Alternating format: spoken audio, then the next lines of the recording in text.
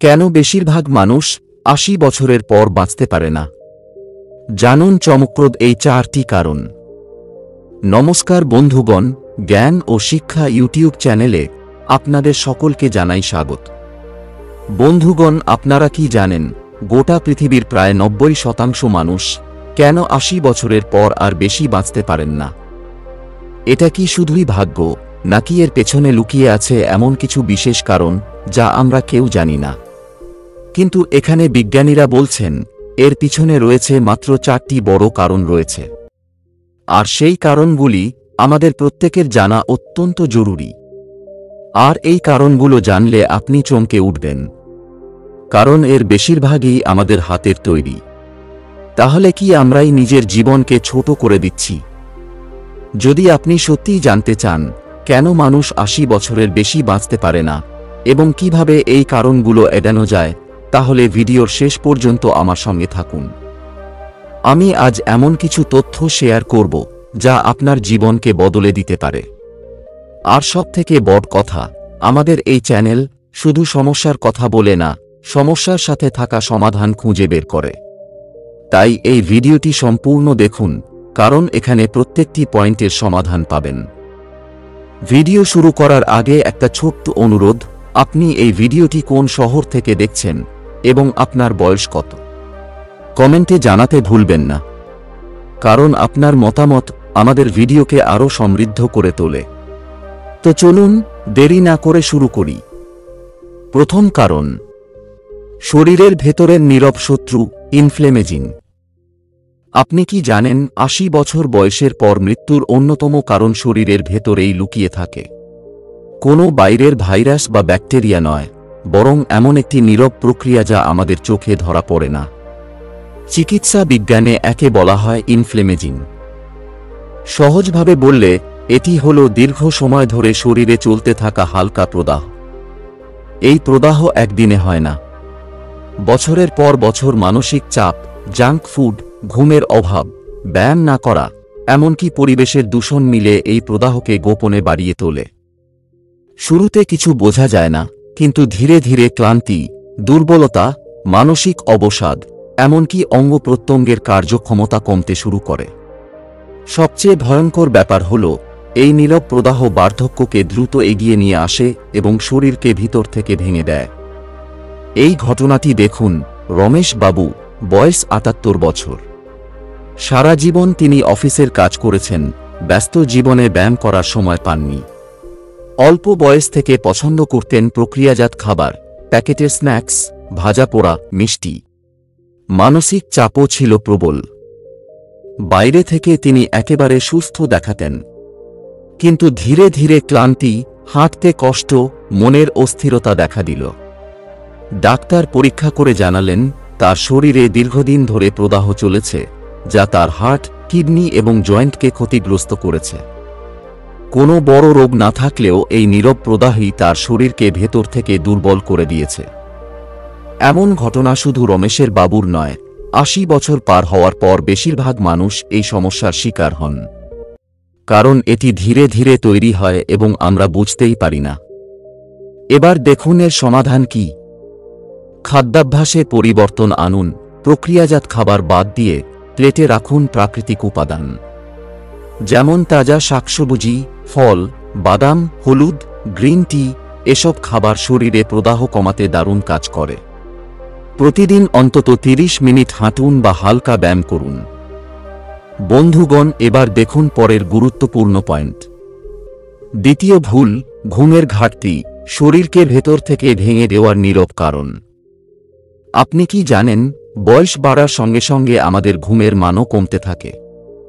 ৮০ বছরের পর অনেক মানুষেরই গভীর ঘুম আর আসে না। কারো ঘুম আসতে দেরি হয়, কারো বারবার ঘুম ভেঙে যায়। বাইরে থেকে এটি ছোট সমস্যা মনে হলেও এর প্রভাব পুরো শরীর ও মনের ওপর পড়ে।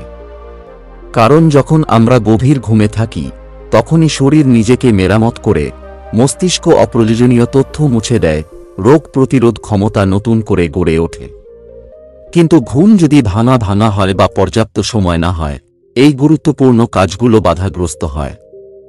এর ফল, সারাদিন অস্বস্তি, ক্লান্তি, মনের অস্থিরতা, ভুলে যাওয়া এবং ধীরে ধীরে শরীর দুর্বল হয়ে পড়ে। ধরুন মিসেস আশা দেবী, বয়স ৮২ বছর। ছোটবেলা থেকে তিনি বেশ সক্রিয় ছিলেন, কিন্তু বয়স বাড়ার সঙ্গে সঙ্গে তার ঘুমের সমস্যা শুরু হয়। রাতে ঘুম আসতে অনেক দেরি হতো, মাঝরাতে বারবার ঘুম ভেঙে যেত। শুরুতে তিনি এটিকে তেমন গুরুত্ব দেননি, ভেবেছিলেন বয়সের জন্যই এমন হচ্ছে। কিন্তু কয়েক মাসের মধ্যেই তিনি পরিবর্তন টের পেলেন। সারাদিন ক্লান্তি, মেজাজ খিটখিটে, ছোট ছোট বিষয় ভুলে যাওয়া শুরু করলেন। এমনকি ডাক্তার বললেন ঘুমের অভাবে তার রোগ প্রতিরোধ ক্ষমতা দুর্বল হয়ে গেছে। এক সাধারণ সংক্রমণই তাকে হাসপাতালে ভর্তি করিয়ে দিল। ডাক্তাররা পরামর্শ দিলেন ঘুমের মান ঠিক না করলে শরীর আরও দুর্বল হয়ে পড়বে। এটি শুধু আশার গল্প নয়, ৮০ বছরের পর এই সমস্যা শত শত মানুষের জীবনকে প্রভাবিত করছে। কারণ ঘুম শুধু বিশ্রাম নয়, এটি আপনার মস্তিষ্কের প্রধান খাদ্য। এবার দেখুন ঘুম ভালো করার জন্য কি করবেন। ঘুমের জন্য নির্দিষ্ট সময় ঠিক করুন। প্রতিদিন একই সময়ে শোয়া ও জাগার অভ্যাস গড়ে তুলুন। ঘুমানোর আগে স্ক্রিন থেকে দূরে থাকুন। টিভি, মোবাইল, কম্পিউটার শোয়ার ১ ঘন্টা আগে বন্ধ করুন। সন্ধ্যার পর চা, কফি বা কোলা পান করবেন না। ঘুমানোর আগে ৫ মিনিট শ্বাস প্রশ্বাসের ব্যায়াম করুন। বন্ধুগণ, তৃতীয় পয়েন্টে যাওয়ার আগে একটি গুরুত্বপূর্ণ প্রশ্ন। আপনি কি জানতে চান বয়স বাড়লেও কিভাবে মাংসপেশিকে সতেজ ও শক্তিশালী রাখা যায়? যদি হ্যাঁ, তবে এখনই এক মুহূর্ত সময় নিয়ে এই ভিডিওটিতে লাইক দিন, চ্যানেলটি সাবস্ক্রাইব করুন এবং কমেন্টে লিখুন পার্ট 2 চাই। আপনার এই ছোট্ট ভালোবাসাই আমাদের সবচেয়ে বড় শক্তি। আর আমি প্রতিশ্রুতি দিচ্ছি আগামী কয়েকদিনের মধ্যেই আপনাদের জন্য এই বিষয়ে একটি তথ্য সমৃদ্ধ দুর্দান্ত ভিডিও নিয়ে হাজির হব। তো চলুন আর দেরি না করে এবার পরের পয়েন্টে চলে যাই। নম্বর ৩, একাকিত্ব, নীরব বিষ যা জীবনকে ছোট করে দেয়। আপনি জানেন কি একাকিত্ব শুধু মন খারাপের কারণ নয়, এটি মৃত্যুর অন্যতম বড় ঝুঁকি। বয়স বাড়ার সঙ্গে সঙ্গে পরিবার ব্যস্ত হয়ে যায়, বন্ধুরা একে একে দূরে সরে যায়, আর সামাজিক যোগাযোগ সীমিত হয়ে পড়ে। ৮০ বছরের পর এই একাকিত্ব অনেকের জন্য নীরব বিষের মতো কাজ করে। প্রথমে হয়তো মনে হয় আমি তো একাই থাকতে পারি, কিন্তু সময়ের সঙ্গে এর প্রভাব স্পষ্ট হয়। একাকিত্ব মানসিক চাপ বাড়ায়, যা শরীরের হরমোনের ভারসাম্য নষ্ট করে। এর ফলে রক্তচাপ বাড়ে, হার্টের সমস্যা দেখা দেয়, এমনকি স্মৃতিভ্রংশের ঝুঁকিও বেড়ে যায়। গবেষণা বলছে দীর্ঘমেয়াদী একাকিত্ব সিগারেট খাওয়ার মতোই শরীরের ক্ষতি করে। সবচেয়ে ভয়ঙ্কর ব্যাপার হল একাকিত্ব আমাদের ভিতর থেকে শক্তি কেড়ে নেয় আর বার্ধক্যকে দ্রুত এগিয়ে দেয়। ধরুন ঢাকার বাসিন্দা নুরুল হক, বয়স ৮৩। একসময় তিনি ছিলেন প্রাণবন্ত, অফিসে সক্রিয়, বন্ধুবান্ধবের আড্ডায় ভরপুর। কিন্তু বয়স বাড়ার সঙ্গে সঙ্গে সবকিছু বদলে গেল। সন্তানরা চাকরির জন্য বিদেশে চলে গেল, স্ত্রী কয়েক বছর আগে মারা গেছেন। এখন তার দিন কাটে ফাঁকা ফ্ল্যাটে একা। শুরুতে তিনি ভাবতেন আমি তো একা থাকতে পারি, কিন্তু ধীরে ধীরে শরীরের পরিবর্তন বুঝতে শুরু করলেন। ঘুমের সমস্যা, খিটখিটে মেজাজ, ভুলে যাওয়া এসব বাড়তে লাগল। একদিন হঠাৎ বুকের ব্যথা নিয়ে হাসপাতালে ভর্তি হতে হল। ডাক্তাররা বললেন একাকিত্বের কারণে তার মানসিক চাপ বেড়েছে, যা হৃদরোগের ঝুঁকি বাড়িয়েছে। নুরুল হকের গল্প শুধু তার নয়, ঢাকার মতো ব্যস্ত শহরে এমন হাজারো বৃদ্ধ মানুষ একাকিত্বের বোঝা বইছেন, যা ধীরে ধীরে তাদের জীবনের সময়সীমা কমিয়ে দিচ্ছে। আপনি কি বর্তমানে একা আছেন, নাকি সকলের সঙ্গে আনন্দে দিন কাটাচ্ছেন? আমাদের সেটি কমেন্টে জানাবেন। এবার দেখুন সমাধান কিভাবে করবেন। যোগাযোগকে অভ্যাসে পরিণত করুন। প্রতিদিন অন্তত একজন বন্ধু বা পরিবারের কারো সঙ্গে কথা বলুন। শুধু ৫ মিনিটের আলাপও মনকে হালকা করবে। সামাজিক জীবনে ফিরে আসুন। কাছের মসজিদ, মন্দির, লাইব্রেরি, সিনিয়র ক্লাব বা যে কোনো কমিউনিটি গ্রুপে যুক্ত হন। এতে একাকিত্ব ভাঙবে। শখকে সঙ্গী করুন। গান শোনা, বই পড়া, বাগানে গাছপালা লাগল। শখ শুধু আনন্দই দেবে না, মস্তিষ্ককেও সক্রিয় রাখবে। প্রতিদিন বাইরের হাওয়া নিন, অন্তত 10 মিনিট রোদে হাঁটুন, পার্কে বসুন বা আশেপাশের মানুষের সঙ্গে গল্প করুন। সূর্যালোক ভিটামিন ডি দেবে আর মনও ভালো করবে। বন্ধুগণ, এবার চতুর্থ পয়েন্ট শুরু করার আগে আপনাদেরকে জানিয়ে দিই, ভিডিওটি শেষে আমি এমন কিছু খাদ্যের কথা বলবো যেগুলি বর্ষাকালে খাওয়া উচিত নয়, তাই অবশ্যই ভিডিওটি শেষ পর্যন্ত দেখবেন। এবার দেখুন পরের এবং আজকের গুরুত্বপূর্ণ পয়েন্ট। কারণ 4, অতিরিক্ত ওষুধের উপর নির্ভরতা, নীরব বিপদ যা আমরা বুঝি না। বৃদ্ধ বয়সে ওষুধ যেন জীবনের অংশ হয়ে যায়। সকালের নাস্তার সঙ্গে 1 গ্লাস পানি আর হাত ভর্তি ট্যাবলেট, এটাই যেন রুটিন। আমরা মনে করি যত বেশি ওষুধ খাব তত সুস্থ থাকব। কিন্তু জানেন কি, এটাই হতে পারে বার্ধক্যের সবচেয়ে বড় ভুল। 80 বছরের পর শরীরের ফিল্টার সিস্টেম, কিডনি ও লিভার তরুণ বয়সের মতো শক্তিশালী থাকে না। ফলে অতিরিক্ত ওষুধের রাসায়নিক উপাদান শরীরে জমে টক্সিন তৈরি করে। এর ফল কিডনির ক্ষতি, লিভারের সমস্যা, হার্ট দুর্বল হয়ে যাওয়া, রক্তচাপের অনিয়ম, এমনকি স্মৃতিভ্রংশ পর্যন্ত হতে পারে।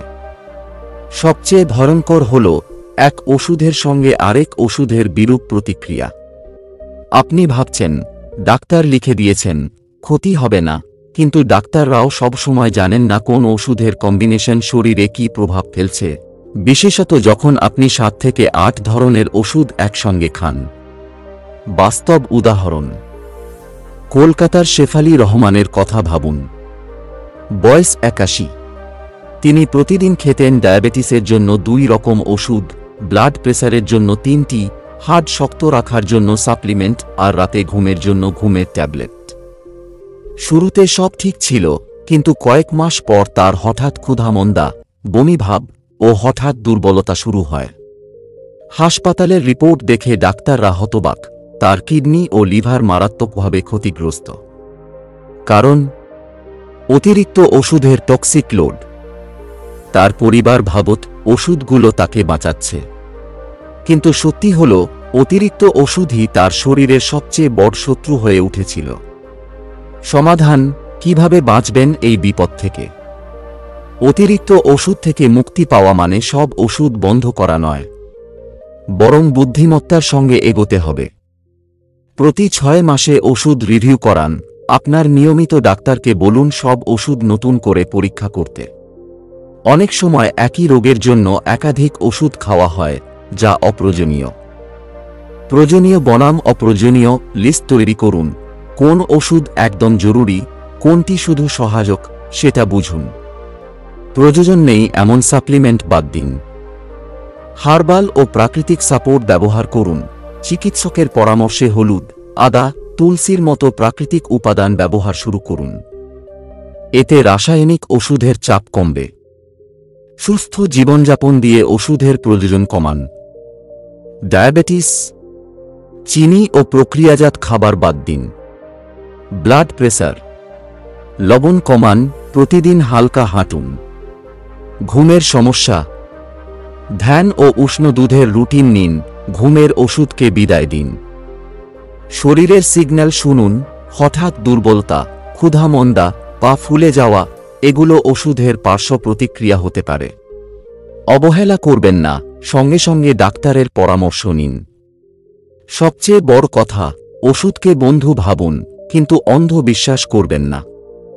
কারণ কখনো কখনো ওষুধই হতে পারে নীরব ঘাতক। বন্ধুগণ, চলুন এবার জেনে নেওয়া যাক বর্ষাকালে কোন কোন ফল বা সবজি খাওয়া উচিত নয়। বর্ষাকালে বায়ুর আর্দ্রতা বাড়ে, যা ব্যাকটেরিয়া, ভাইরাস এবং ফাঙ্গাস বৃদ্ধির জন্য আদর্শ পরিবেশ তৈরি করে। এই সময় খাবারের সংক্রমণ খুব দ্রুত ছড়ায়। বিশেষ করে কাঁচা বা আধা সিদ্ধ খাবার এবং কিছু বিশেষ ফলসবজি স্বাস্থ্য ঝুঁকির প্রধান কারণ। বর্ষায় যেসব ফল ও সবজি এড়িয়ে চলবেন: 1. পাতা জাতীয় শাকসবজি।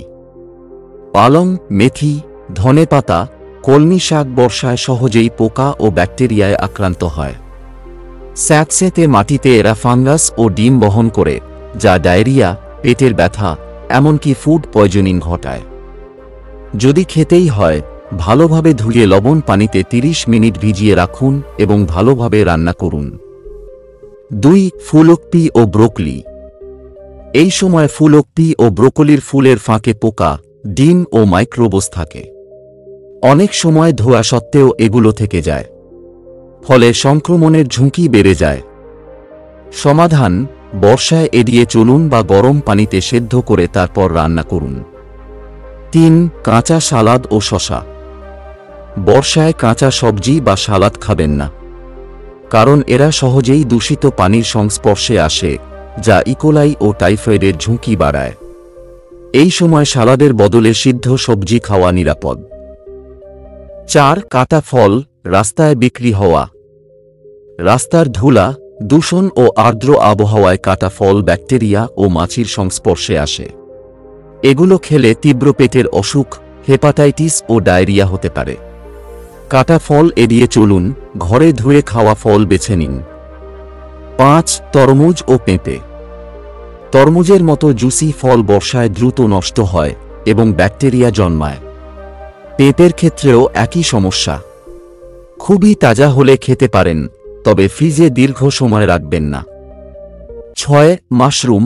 মাশরুম এমনিতেই ভেজা আর স্যাঁতসেঁতে জায়গায় জন্মায়। বর্ষাকালে এতে ব্যাকটেরিয়া বৃদ্ধির সম্ভাবনা অনেক বেশি, তাই এই সময়ে মাশরুম যতটা সম্ভব এড়িয়ে চলুন। অঙ্কুরিত ছোলা বা মুগ কলাই স্বাস্থ্যকর মনে হলেও বর্ষায় এতে স্যালমোনেলার মতো ব্যাকটেরিয়া জন্ম নিতে পারে। খেতেই হলে ভালো করে সিদ্ধ করে খান। ধনে পাতা, পুদিনা পাতা সালাদে বা তরকারিতে ফ্লেভারের জন্য ব্যবহার করেন তো? বর্ষায় এসব পাতাতেও ব্যাকটেরিয়ার বৃদ্ধি ঘটে, তাই খুব ভালো করে ধুয়ে ব্যবহার করুন। তাহলে কি করবেন? চেষ্টা করুন সবজি ভালোভাবে রান্না করে খেতে। কাঁচা সালাদ যতটা সম্ভব এড়িয়ে চলুন। আর অবশ্যই বাজার থেকে আনার পর সবজিগুলো ভালো করে জল দিয়ে ধুয়ে পরিষ্কার করে নিন। তো বন্ধুরা, আজ আমরা দেখলাম 80 বছরের পর কেন বেশিরভাগ মানুষ বেশি দিন বাঁচতে পারেন না, আর এর পেছনে কি কি কারণ কাজ করে। হয়তো এই কারণগুলোর কিছু আপনার জীবনেও আছে, অথবা আপনার বাবা মা, দাদা দাদির জীবনে। তাই ভাবুন তো, যদি আজকের এই ছোট ছোট অভ্যাসগুলো আমরা ঠিক করতে পারি, তাহলে হয়তো আগামীকাল আমরা আমাদের প্রিয় মানুষকে আরও কিছুদিন বেশি কাছে রাখতে পারব। জীবন সত্যি খুব ছোট, কিন্তু সচেতন থাকলে সেটাকে সুন্দর করে বাঁচা যায়। তাই আজকের এই ভিডিওটা শুধু নিজের জন্য নয়, আপনার পরিবারের জন্য, আপনার বন্ধুদের জন্য শেয়ার করুন। কারণ এই জ্ঞান যদি একজন মানুষকেও সুস্থ রাখতে পারে, সেটাই হবে আমাদের সবচেয়ে বড় অর্জন। আর আপনি যদি চান আমরা সবাই মিলে এই সচেতনতার বার্তা ছড়িয়ে দিই, তাহলে এখনই ভিডিওটি শেয়ার করুন, চ্যানেলটি সাবস্ক্রাইব করুন, আর কমেন্টে লিখে জানান আপনারা এই ভিডিওটি কেমন লেগেছে। তো আজকের জন্য এতটুকুই। সুস্থ থাকুন, ভালো থাকুন, ধন্যবাদ।